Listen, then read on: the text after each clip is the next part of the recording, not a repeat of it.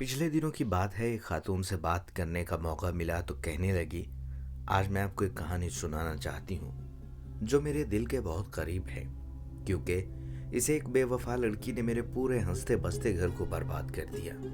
वो घर जहाँ हरदम खुशियों का राज था, अब वहाँ सिर्फ वीरानी बसती है।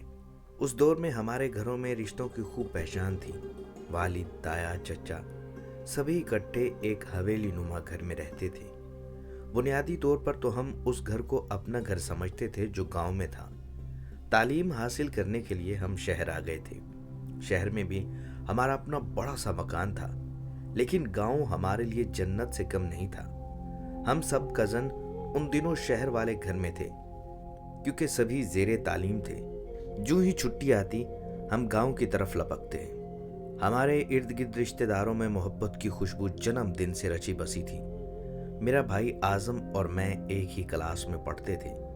हम दोनों हम शक्ल जुड़वां बहन भाई थे, तभी हमें दोस्ती का रिश्ता था। ना तो आजम मुझसे कोई बात छुपाता था और ना मैं उससे अपना कोई राज मख्फी रख सकती थी। जुड़वां होने के बायस सब में बहुत सी आदतें मुश्तरक थीं। मेरा एक छोटा भाई आसिम था जो हमसे 6 बरस छोटा था। मेरी आजम से खूब बनती थी। अगर इख्तिलाफ था तो इस बात पर कि वो खामोश तबा था, मैं शोख तबा और बातूनी थी। उसके चेहरे पर छाई संजीदगी उसे बावकार बनाती थी। वो मुझसे बड़ा लगता था, इसके बावजूद उसकी सूरत पर मासूमियत बरसती थी। हमारी लड़ाई भी हो जाती तब भी वो मुझसे बातचीत करना बंद ना करता। उसकी ये बहुत बुरी आदत थी कि जब तक मैं उसकी मिन्नत समाजत न करती, उसको ना मनाती, वो खुद मुझसे बात न करता। जिंदगी के सहल और खुशियों भरे रास्ते पर भागते दौड़ते हम कॉलेज तक आन पहुंचे। हमारे इम्तहान नज़दीक होते तो हम एक साथ पढ़ते और इम्तहान की तैयारी करते। हम खूब मेहनत से दिल लगाकर पढ़ते थे, लेकिन इस बार न जाने आज़म को क्या हो गया कि वो इम्तहान के दिनों में गुमसुम रहने लगा। सभी ये समझ रहे थे कि उसको पर्चों की फिक्र है, लेकिन मैं जानती थी कि बात ये नहीं है, बात कोई और थी जो उसे तंग कर रही थी। इम्तहान ख़त्म हुए तो एक दिन मैंने उससे पूछ ही लिया, आज़म क्या बात है, कोई मसला है? उसने कहा कोई बात नहीं और मुझे टाल दिया। चंद दिनों के अंदर उसकी सेहत गिरने लगी। अब तो सभी घर वालों ने महसूस कर लिया कि आज़म की सेहत को कोई घुन लग गया है। हर कोई उसके बारे में परेशान था। वो सारा सारा दिन बिस्तर पर पड़ा रहता, किसी से बात न करता और न खाना रगबत से खाता। इम्तहान ख़त्म हुए तो गांव जाने का प्रोग्राम बन गया। हम भी सबके साथ गांव चले गए। वहां हवेली में हमारे जाने से मेले का समा हो गया। गांव में भी कोई मेला था, दोस्त रिश्तेदार आए हुए थे, खूब रौनक थी। मैं खुश थी कि यहाँ आकर आज़म की तबीयत संभल गई थी। वो आते ही घर से गायब हो गया। काफ़ी देर बाहर रहने के बाद लौटा तो हशाश बशाश नजर आया। बात बात पे हंस रहा था। अम्मी और मैंने तब्दीली महसूस की। उसके चेहरे पर सेहत और मुस्कुराहट के रूप में जिंदगी लौट आई थी। मुझको हैरत थी और खुशी भी थी कि चलो किसी सूरत तो वो ठीक हो गया। गांव में छुट्टियां गुजार कर हम शहर वापस आ गए। यहाँ आकर आज़म एक बार फिर नामालूम उदासी और पुरस्रार परेशानी का शिकार हो गया। अब मुझे यकीन हो गया कि मेरे भाई के साथ कोई ना कोई संजीदा मामला ज़रूर है। जब पूछती टाल देता, तब एक दिन बेबसी से उसके सामने रो पड़ी। वो मेरा रोना न सह सका, कहने लगा, रोने की क्या बात है, ये मेरा पर्सनल मामला था। तुम इतनी परेशान हो तो बताए देता हूँ। एक लड़की मुझे पसंद है, मैं उससे शादी करना चाहता हूँ, लेकिन हम ताया चच्चा वाले रिश्तों के जाल में इस मजबूती से गुंदे हुए हैं कि बाहर शादी नहीं कर सकते। जानती हो ना कि किसी बाहर की लड़की से मेरी शादी होना कितनी महाल की बात है। बस इस बात से परेशान रहता हूँ। सोचता हूँ क्यों कर चच्चा की लड़की से शादी के लिए इनकार करके सबा से शादी कर पाऊंगा। इस मामले पर अब्बा, ताया, चचा सभी एक होकर मेरी गर्दन पकड़कर बैठ जाएंगे। बात तो भाई की ठीक थी। फिर मैंने भी उसकी दिलजोई की और कहा, बस इतनी सी बात, तुम फिक्र ना करो, ये मामला मुझ पर छोड़ दो, तालीम मुकम्मल कर लो। वादा करती हूँ कि तुम्हारी शादी तुम्हारी पसंद की लड़की से ही करवा कर दम लूंगी। अच्छा बताओ वो लड़की कौन है? आज़म को मेरे इस तरह कहने से ढारस मिली। उसने कहा, अच्छा फिर ये किस्सा सुनो। एक दिन मैं गांव गया तो बाहर घूमते मुझे एक लड़की मिली। बस मैं उसको देखता रह गया। वो शहरी और देहाती हुस्न का हसीन इम्तजाज थी। वो मेरे सामने से गुजर कर चली गई। घर आया तो मैं उसके ख्यालों में खो गया। शाम को बाग की तरफ गया, देखा वो गन्ने तोड़ने की कोशिश कर रही है, लेकिन उससे टूट नहीं पा रहा। तब पास जाकर पूछा, क्या मैं तोड़ दूं? उसने हाँ कहा और ना ना। मैंने खुद 2-4 गन्ने तोड़कर उसको दे दिए तो वो शर्मा कर भाग गई। मैंने चच्चाजाद भाई से पूछा। उसने बताया कि मेरी खाला की बेटी है, शहर में रहती है, आजकल छुट्टियां गुजारने घर आई हुई है। वहाँ ये कॉलेज में पढ़ती है, चंद रोज बाद वापिस चली जाएगी। आजम का उसके बाद कई बार उससे आमना सामना हुआ, लेकिन वो हर बार उसको नज़रअंदाज करके आगे बढ़ जाती थी। इस रवैये के सबब आजम को यकीन हो गया कि सबा उसको पसंद नहीं करती। उसका एतमाद मुतज़लज़ल हो गया। उसके अंदर शिकस्त व रेख्त शुरू हो गई। फिर वो इस वजह से उदास और परेशान रहने लगा। जब कोई उसकी परेशानी की वजह पूछता तो वो उसको कुछ न बता पाता। उसके मर्ज का हल अब किसी के पास नहीं था, और मैं दुआ करती थी कि खुदाया एक बार उस लड़की को हमसे मिला दें, ताकि हम अपने भाई के मसले को हल करने की कोशिश करें। उन दिनों हम शहर में थे, सबा भी शहर में थी, मगर हमारी मुलाकात ना हो सकी। एक दिन मुझे पता चला वो गांव जा रही है। उन्हीं दिनों हम भी गांव जा रहे थे। मैं खुश हो गई कि चलो वहां उस लड़की से मुलाकात की कोई सबील निकालूंगी। गांव पहुंचे जाते ही आजम खेतों की तरफ निकल गया। इत्तफाक ये कि वहां उसको सबा मिल गई। वो जल्दी से उसकी तरफ गया ताकि इस मौका को हाथ से न गंवाए और उसको अपने दिल की बात कह दे। आजम को अपनी तरफ आते देखकर वो ठहर गई।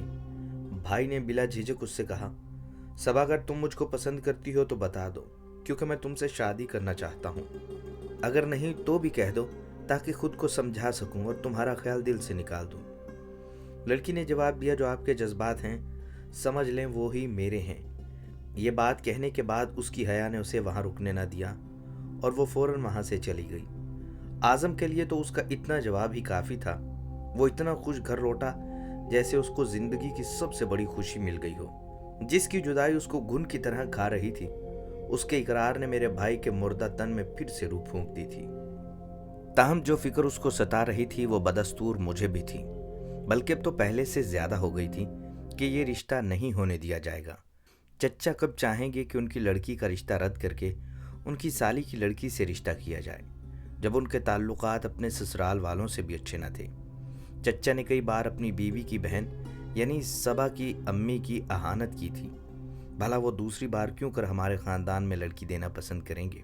इसी तरह के ख्यालात हर दम मेरे भाई को तड़पाते थे, जबकि मैं दिलासा देती कि आजम ये तुम्हारा वहम है, ऐसा कुछ नहीं है, और चच्ची भी अपनी भांजी को चाहती हैं। अगर सबा की पसंद तुमसे हुई तो वो मुखालफत न कर पाएंगी। मैं खुद उनसे बात कर लूंगी। वो अपनी बेटी यूं भी अपने भाई के बेटे से ब्याहना चाह रही हैं। आजम मेरी बातों को सुनकर चुप हो जाता। तब मैं सोचती कि मोहब्बत भी क्या चीज़ है जो बसेरे के लिए कोई मुकाम भी नहीं देखता। मेरे और आजम की रोज इस मौजू पर बात होती, वो उसके जिक्र पर मसरूर हो जाता। भाई को खुश देखकर मेरे दिल से भी दुआ निकलती, खुदा इन दोनों को शादी के बंधन में बांध दे और फिर कभी जुदा न करे। अब सबा और आजम की अक्सर फ़ोन पर बात होती। कभी कभी मैं सबा से बात कर लेती थी। मैं उसको अपने भाई के पुरखुलूस जज्बात के बारे में बताती तो वो कहती, यकीन नहीं आता कि आज के दौर में भला कौन किसी से इतनी मोहब्बत करता है। अब इस जज्बे में इतनी सच्चाई मुमकिन नहीं जितनी तुम बहन भाई साबित करने की कोशिश करते हो। ज़रा सा बुजुर्गों का दबाव पड़ेगा तो सारी मोहब्बत हवा में उड़ जाएगी। मुझको सबा के ऐसे जवाब से दुख पहुंचता। इस किस्म की बातें वो आजम से भी करती थी, तब वो और ज़्यादा परेशान हो जाता था। वो तो उसको पूरे खुलूस से अपनाना चाहता था। अब मुस्तकबिल में क्या होना था इस बारे में कोई भी नहीं जानता था। आजम इस बात से परेशान रहता कि सबा उसके खुलूस पर शक करती है। इसी बात पर एक दफ़ा दोनों में लड़ाई हो गई। उन्हीं दिनों अम्मी बीमार हो गई। हम उनकी परेशानी में पड़ गए। आजम और मैंने कुछ दिन सबा से बात न की, जिस पर उसकी खुफगी शदीद नाराज़गी और शक में बदल गई। जब आजम ने उससे बात करना चाही, उसने गुफ्तो शनीद के तमाम हीले ही तमाम कर दिए। अब आजम फिर से परेशान रहने लगा। मैं सबा के पास गई, मिन्नत समाजित करके उसकी गलत फहमी दूर की और आजम की सुलह कराई। तब मेरा भाई खुश हो गया। अम्मी की बीमारी सुनकर सबा की वालदा उसको लेकर हमारे घर अयादत को आई। उस रोज़ आजम और सबा ने खूब बातें की।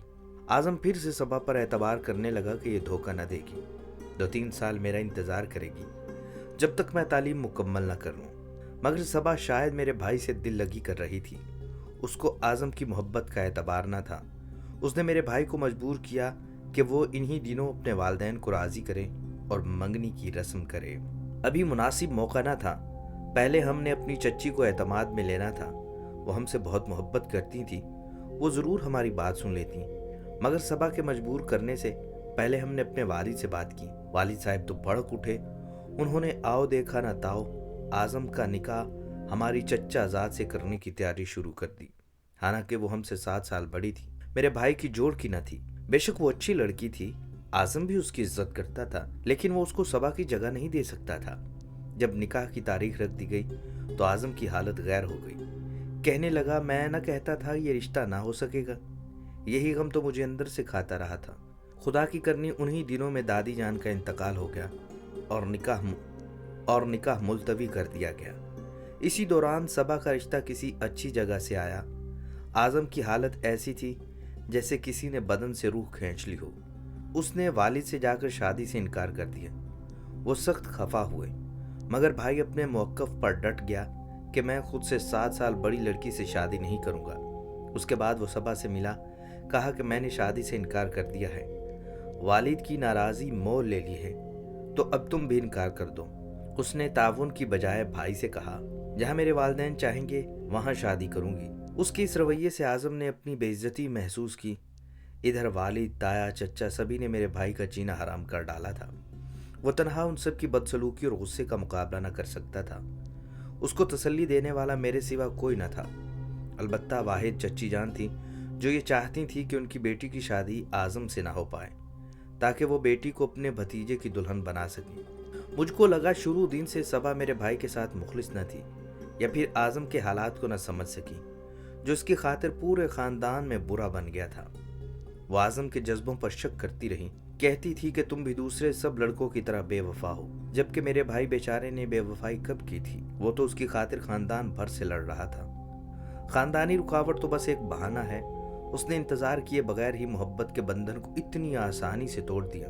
मुझको सबा की सोच पर बहुत दुख हुआ, जबकि चच्ची ने सबा से भी कहा कि जल्दबाजी ना करो, मैं तुम्हारा मसला हल करवा दूंगी, बस थोड़ा सा सब्र और इंतज़ार कर लो। मगर उस लड़की को न जाने किस बात की इतनी जल्दी थी। सबा की बातों से भी आज़म ने हौसला न हारा और बड़ी हिम्मत से घर वालों का मुकाबला किया। उसने सबा की वालिद और बड़ी बहन से भी बात की कि मैं साबित कदम हूँ, आप मेरा साथ दें और सबा के रिश्ते में जल्दी न करें। मगर उन्होंने डांट कर मेरे भाई को भगा दिया। कहा कि सबा तो कहती है तुमने उससे दिल लगी की है, लिहाजा हम सबा की मंगनी कर रहे हैं, आज के बाद इधर का रुख मत करना। यूं सब लोगों ने मिलकर मेरे मासूम भाई को तबाही के रास्ते पर डाला और वो शदीद बीमार पड़ गया। मायूसी ने गोया उसे जीने की तमन्ना ही छीन ली। वो अब अपनी तालीम जारी न रख सका। जब वालिद साहब ने बेटे की हालत देखी तो उनकी शफकत पिदरी ने बिलाखिर जोश मारा। अब उन सबको एहसास हुआ कि वो गलत कर रहे हैं। उन्होंने चच्चा से कहा कि आज़म अगर इस शादी पर रजामंद नहीं है तो ये तुम्हारी बेटी को भी खुश न रख सकेगा। मैं तुम्हारी लड़की की शादी अपने छोटे बेटे से किए देता हूँ। ये फैसला और भी हैरान कुन था, क्योंकि आसिम तो आज़म भाई से 6 बरस, जबकि चच्चा की बेटी से 13 बरस छोटा था। बाबा जान के इस फैसले से हम पर बिजली गिर गई। आज़म जो अभी तक अपने गम में डूबा हुआ था, उसको होश आ गया। वालिद से कहा, मेरे मासूम भाई को अपने भाई की मोहब्बत की भीड़ न चढ़ाएं। इससे तो बेहतर है कि मैं ही शादी कर लूं, ताकि मेरी भाई की ज़िंदगी तो तबाह होने से बच जाए। अम्मी ने भी ज़बान खोली, कहा कि मेरे होते आप मेरे मासूम बच्चों के साथ इतनी बड़ी ज़्यादती नहीं कर सकते। आज़म के दिल पर जो गुजरी सो गुजरी, मगर उसने अपने छोटे भाई को कुर्बानी का बकरा न बनने दिया। वालिद खुश हो गए। चच्चा की भी बाछें खुल गईं कि अब ज़मीन घर में ही रहेगी, बंटवारा न होगा। आज़म ने खुद को बर्बादी के गड्ढे में झोंक कर भाई का मुस्तकबिल बचा लिया, जो भी सिर्फ 6ठी जमात का तालिब इल्म था। तकदीर हम पर फिर भी मेहरबान न हुई। एक दिन नहर में नहाते हुए मेरा छोटा भाई डूब गया। हमारे घर का चिराग गुल हुआ तो दिलों में अंधेरा भर गया। जिस भाई की खातिर आज़म ने अपनी ज़िंदगी दाव पर लगाई, जब वही ना रहा तो शादी क्यों करता। उसने मंगनी तोड़ने का ऐलान कर दिया और एक दोस्त के साथ मुल्क की सरहद से निकल गया। वो दुखों से निजात चाहता था, लेकिन ये दुख तो साया बनकर उसके साथ चलते थे। نہ جانے کتنی صعوبتیں برداشت کر کے خشکی کے راستے ایران سے ترکی اور آگے یورپ کو نکلا۔ اس کے بعد مدتوں اس کی کوئی خبر نہ آئی۔ بالآخر 15 برس بعد ایک واقف کار پاکستان آیا تو اس کی زبانی پتہ چلا کہ وہ ان دنوں اسپین میں ہے۔ وہاں اس نے پھول بیچے، ہوٹلوں میں کام کیا، نہ جانے کیا کیا جتن کیے پیٹ بھرنے کی خاطر۔ مسلسل حالات کا مقابلہ کرتے اس کے ہاتھ شل ہو گئے۔ برسوں بعد جب وہ وطن لوٹا، وہ پہلے جیسا عزم نہ رہا تھا، وہ بالکل بدل چکا تھا۔ اب اس کو کسی سے محبت نہ رہی تھی۔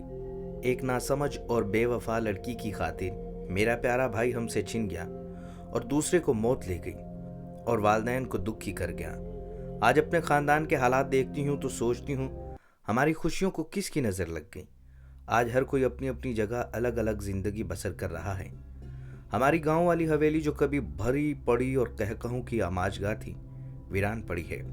زمانہ بھی کیسی کیسی چال چلتا ہے، کب کروٹ لے کر ہمارے خوابوں کے محل گرا دیتا ہے، ہم نہیں جان سکتے، اور نہ ہم وقت اور زمانے کی چال کو سمجھ سکتے ہیں۔ لیکن بزرگوں کو یہ بھی ضرور سوچنا چاہیے کہ اولاد پر جبر سے کبھی کبھی ان کا خود ہی نقصان ہو جاتا ہے۔ اگر صبا میرے بھائی کی شروع میں ہی حوصلہ افزائی نہ کرتی تو یقیناً وہ پیچھے ہٹ جاتا۔